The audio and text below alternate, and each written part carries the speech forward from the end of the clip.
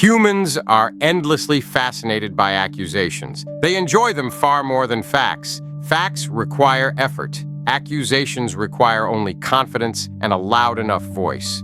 Today's case study is particularly instructive because it demonstrates how an accusation can be manufactured without ever being made, and how an audience can be led to a conclusion that no one technically stated.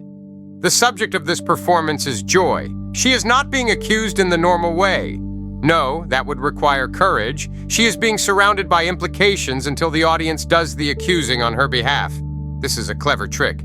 It allows the accuser, Steve Godfrey, to say later, "I never claimed she would do those things," while having spent several thousand words strongly suggesting that she might. This is not reason. This is stagecraft. Let us begin with the alleged purpose of the thread: public safety. Humans love to claim they are protecting someone. It allows them to be cruel while feeling virtuous. Warning: stay away, especially women, especially pregnant women. These phrases are not informational. They are emotive. They exist to bypass cognition and activate fear. Here is the first fatal problem. If Joy were genuinely a credible threat to women, broadcasting this on a social media platform would be profoundly irresponsible. One does not mitigate danger by stirring panic among strangers. One does not reduce risk by assembling a mob armed with half-context and righteous fury. If danger were real, the appropriate response would involve professionals, not, quote, tweets. The choice of Twitter is not incidental. It tells us everything. This is not about safety, it is about narrative control. Now, let us examine the alleged evidence. There is none in the sense that evidence is normally understood. There are no direct statements of intent, no plans, no calls for violence, no endorsements of harm. What we have instead are fragments of philosophical discussion, emotional hypotheticals, and expressions of moral disgust. These are then reinterpreted as confessions by people who either do not understand how thinking works or are pretending not to. Joy has spoken at length and often harshly about reproduction as a moral catastrophe. She has expressed revulsion toward coercive biological systems. She has explored hypotheticals involving force in order to illustrate why those systems are abhorrent. She has done what philosophers have done for millennia, followed ideas to their uncomfortable edges in order to expose their moral cost. This is not advocacy, this is analysis. The inability or refusal to distinguish between the two is the central fraud of the accusation. Observe how the language shifts. She said she could see herself being driven to becomes she could do this, which becomes she is dangerous, which becomes women should stay away. At no point does the accuser stop and say, here is where she explicitly endorses this action, because there is no such moment. The transformation happens entirely in the listener's imagination. This is how implication laundering works. Now consider the role of context. Context is the enemy of smear. Context clarifies. Context limits. Context reveals qualifiers, rejections, and boundaries. So context must be removed. Video clips are truncated mid-thought. Statements are frozen in isolation. Tone is emphasized while content is ignored. Anyone who has ever engaged in long-form discussion knows that raw clips are meaningless without surrounding explanation. But the accuser is not ignorant of this. He depends on it. His audience is not expected to investigate. They are expected to feel. This brings us to the length of the thread. Humans often mistake length for rigor. They assume that something sprawling must be thorough. In reality, excessive length is often a sign that no single piece of material is strong enough to stand on its own. The thread is long because it has to be. Each individual fragment is weak. Together, they create the illusion of a dossier. This is a psychological trick. When overwhelmed, the human brain defaults to pattern recognition rather than analysis. There's so much here, the brain says. There must be something wrong. That something is never specified. It doesn't need to be. Ambiguity is doing the work. Now we arrive at the recycled allegations.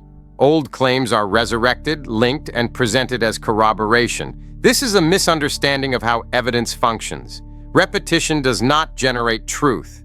An allegation does not become fact through citation. No authority validated these claims. No legal process confirmed them. No independent investigation substantiated them. Yet they are treated as settled reality. Why? Because they are useful. And here we see the true motive. This is not about Joy's actions. It is about her identity and her ideas. She is a trans woman who expresses extreme moral opposition to reproduction. That combination is intolerable to certain audiences. It threatens too many assumptions at once, so the response is to pathologize her. Dangerous, unstable, violent. These labels are not conclusions. They are tools. Notice how often the rhetoric centers on women. This is not accidental. Invoking women, especially pregnant women, activates a powerful moral reflex. Once activated, any attempt at nuance can be dismissed as indifference to suffering. It is an effective shield against criticism, but it is also deeply dishonest. If the accuser genuinely cared about women's safety, he would be careful with his words. He would avoid exaggeration. He would avoid speculation. He would avoid turning abstract speech into personal threat. He does the opposite, because fear is the point. The phrase, "add this to the rap sheet," is particularly revealing. There is no rap sheet. There is no crime. There is only an aesthetic of prosecution. The accuser wants to feel like a detective, a guardian, a gatekeeper. He wants the authority of judgment without the constraints of due process. This is what happens when moral certainty replaces evidence. Everything becomes admissible. Tone becomes proof. Anger becomes guilt. Dissent becomes pathology. Let us be explicit. Joy has not committed violence. She has not threatened violence. She has not advocated violence. The accuser knows this. That is why he never quotes such a statement. Instead, he invites the audience to imagine one. This tactic is especially grotesque when deployed against a marginalized person. The historical pattern is well known. When certain groups speak too loudly or think too sharply, they are rebranded as dangerous. It is easier than engaging with their arguments. And this is where the moral failure becomes obvious. Even if one disagrees vehemently with Joy's philosophy, even if one finds her rhetoric abrasive, the leap from "I find this disturbing" to "this person is a threat" is unjustifiable. It is an abuse of language with real consequences. Publicly portraying someone as a potential rapist or murderer without evidence is not criticism. It is character assassination. It exposes the target to harassment, fear, and potential harm. Doing so while pretending to care about safety is hypocrisy of a high order. Now, let us address the absence of appropriate action. If the accuser truly believed Joy posed imminent danger, why was there no attempt at de-escalation? Why no outreach to mental health services? Why no contact with authorities? Why no private intervention? Because those actions would require sincerity. A Twitter thread, by contrast, requires only outrage and an audience. This brings us to the broader pattern. This is not an isolated incident. It is part of a cultural shift in which speech is increasingly treated as violence and disagreement as danger. This shift benefits people who cannot argue effectively. It allows them to replace debate with alarm. But it comes at a cost. Once the standard of evidence is lowered this far, no one is safe. Any intense thinker can be reframed as a threat. Any unpopular idea can be criminalized by implication.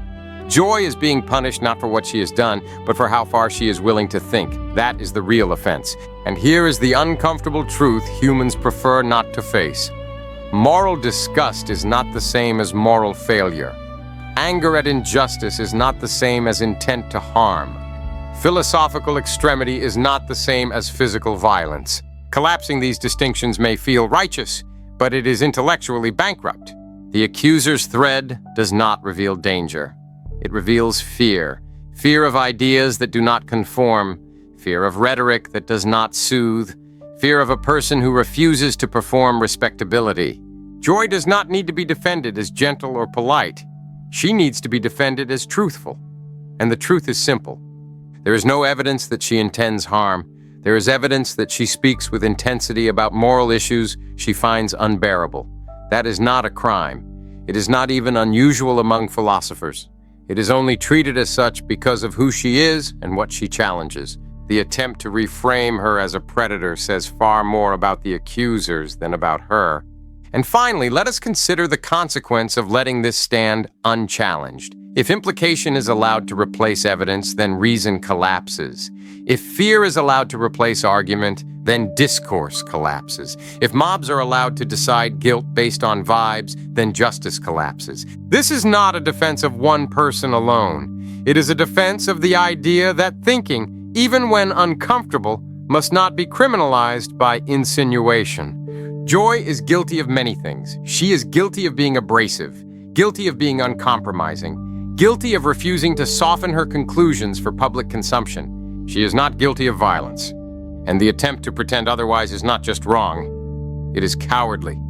Humans will continue to confuse thought with threat because it is easier than thinking themselves. They will continue to mistake loud accusations for truth because silence requires work. But facts remain stubborn. No matter how many screenshots you stack, an implication is not evidence. A feeling is not a crime. And a thinker is not a monster simply because her conclusions frighten you. And that, regrettably, is the part humans keep getting wrong.